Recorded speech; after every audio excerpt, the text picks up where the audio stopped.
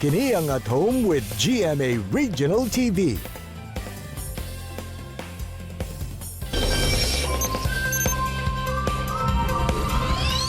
Bida ngayon this morning mga kapuso ang isang kilalang visual artist and a filmmaker na umani ng mga awards dahil sa kanyang mga kamangha-manghang creative masterpieces.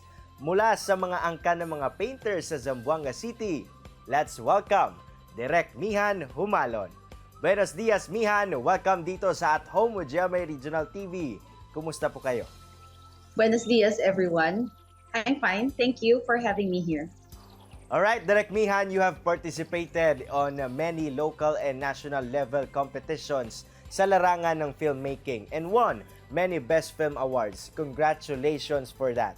Among the many films you have created, anong film po ba yung nagbigay sa iyo ng opportunity to do more? I think each film will lead you to do something more.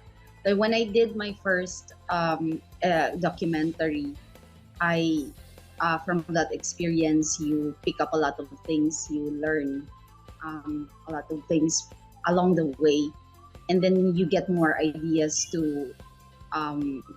ideas for your next project, for example. So when I did Ola, my second film, I was more prepared and I had more epiphanies regarding art making, filmmaking. So ganun din when I'm a painter, I'm still am, and then in between I do films, or in between films I do art. Direk Mijan, nalaman po namin that you've started venturing sa production design and filmmaking in the year 2019. Ano yung nakita mong pinakamalaking challenge during the start of your endeavor at paano mo ito na-handle? Being a painter, you are used to working alone. It's a very solitary process, yung painting. You're just alone in your studio, and then that's where you create art. When you put it out on an exhibit, you really don't have to deal with the people. You can either be at your opening or at your exhibit or not. So for most part, the process of painting making is really solitary. So when I went into filmmaking, in 2019 I had to deal with people, with the team. So although I consider myself an extrovert, but I'm only an extrovert pag usapan or kapehan, yung ganyan. When it comes to work, hindi masyado. Alright, Direk, prior to being a filmmaker, you used to be a visual artist for 3 decades. In fact, you even participated to numerous art exhibitions tulad ng sa Manila, Davao, Cebu, and even abroad, such as in Rome and in Singapore. Direk Mijan, please share also kung anong artwork ba na nagawa mo ang talagang nagbigay ng malaking appreciation sa iyo at sa society. I don't know. I have a few people telling me that they like my art and it impacts them or it moves them. But I really don't know kung ano yung tingin ng mundo sa art ko. I am only banking on a few people who looked at my work and said something nice and meaningful about the artworks. Nako, Direk Mijan, napag-alaman din namin that you've come from a family of painters sa Zamboanga City. Kwentuhan nyo naman po kami about this. Yes. So my parents are painters. Ang una-unang pintor sa family was my dad. And then we followed, mga anak.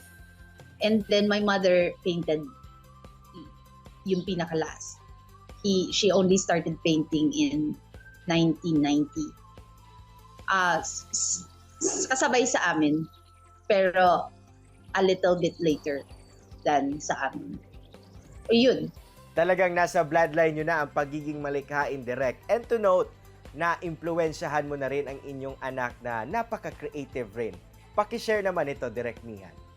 Yeah, when Iel, my son, when he was growing up, as like all kids, masyadong 'di ba? Masyado silang mahilig mag art. But then as kids grow up, they lose that a little bit and they pick up later on in life. So before he used to do painting with a brush and paint, but now he's into digital art ngayon. And then at the same time, hindi ko alam, late ko lang nalaman, he's into writing. So he writes fan fiction every now and then. He doesn't let me read this. I want to sneak into his Wattpad and see what he's writing, but he wouldn't give me his account name. To give a definition, Direk, how would you define yourself as a visual artist and a filmmaker? I would rather let the world define me the way they see me. I really don't know how to define myself. Make one parang catch-all definition para sa akin. But all I know is that I think I am one of those painters who's cliche, as you might say, passionate, and I like being on the almost, you know what I mean? Parang I always feel that I am just beginning. Alright, I'm sure maraming mga kapuso viewers natin ang na-push natin to explore their creative ideas this morning. Direk, ano po yung maipapayo mo sa kanila? It's all for those who are interested in the arts, especially the young ones. Know what you're getting into, because art is difficult. It is not a simple path. It takes a lot. So before you get in, you have to know what you're getting into. And if you have the passion, I know you'll get through. Alright, maraming salamat Direk Mijan sa oras na iyong ibinigay dito sa At Home with GMA Regional TV. Continue to inspire people. Thanks for having me here at Home with GMA Regional TV. Mga kapuso, chillax lang mo kay mo balik pa ang At Home with GMA Regional TV. Kini ang At Home with GMA Regional TV.